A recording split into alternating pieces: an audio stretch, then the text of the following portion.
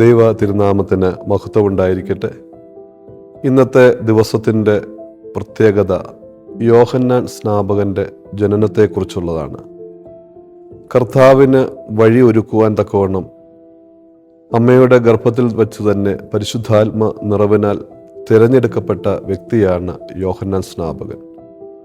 തൻ്റെ ജീവിതം പരിശുദ്ധാത്മ നിറവിൽ എന്താണ് എന്ന് തിരിച്ചറിഞ്ഞ് തൻ്റെ ജീവിത ദൗത്യത്തിലൂടെ യാത്ര ചെയ്ത മനുഷ്യനാണ് യോഹന്നാൻ സ്നാപകൻ.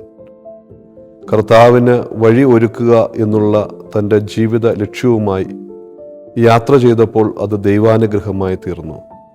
ഞാനോ കുറയണം, അവനോ വളരണം എന്ന് പറഞ്ഞ് ദൈവത്തിനു വേണ്ടി സ്വയം താഴ്മപ്പെട്ട് വിനയപ്പെട്ട് ജീവിച്ചവനാണ് യോഹന്നാൻ സ്നാപകൻ.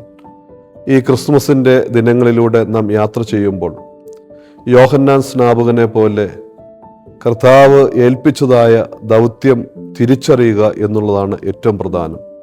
ഒരു മനുഷ്യൻ്റെ ജീവിതത്തിൽ അവൻ തൻ്റെ ദൗത്യം എന്തെന്നും ദൈവം തന്നെ ഏൽപ്പിച്ചിരിക്കുന്നത് എന്തെന്നും തിരിച്ചറിയുമ്പോൾ അവൻ്റെ ജീവിതത്തിന് അർത്ഥവും ലക്ഷ്യവും ഉണ്ടാകും. ദൈവാശ്രയ ബോധത്തോടെ ആ യാത്ര ചെയ്യുവാൻ നമുക്ക് സാധ്യമാവണം. യോഹന്നാൻ്റെ ജനനം നമ്മെ ഓർപ്പിക്കുന്നത് കർത്താവിന് വേണ്ടി വഴിയൊരുക്കുന്നവരാവണം, കർത്താവിനെ സ്വീകരിക്കുവാൻ മനസ്സുള്ളവരാവണം, വിനയത്തോടുകൂടി ജീവിക്കുവാൻ പ്രാപ്തിയുള്ളവരാവണം. അങ്ങനെ ദൈവത്തിൻ്റെ വേണ്ടപ്പെട്ട വിശിഷ്ട വസ്തുവായി നാം മാറുമ്പോഴാണ് ഈ ക്രിസ്മസ് നമുക്ക് ഏറ്റവും പ്രധാനമായി തീരുന്നത്. ക്രിസ്തുവിൻ്റെ ജനനത്തിനു വേണ്ടി സ്വയം സമർപ്പിക്കുവാനും സ്വയം ഒരുങ്ങുവാനും നമുക്കിടയാകട്ടെ എന്ന് പ്രാർത്ഥിക്കുന്നു. ദൈവം നമ്മെ അനുഗ്രഹിക്കട്ടെ.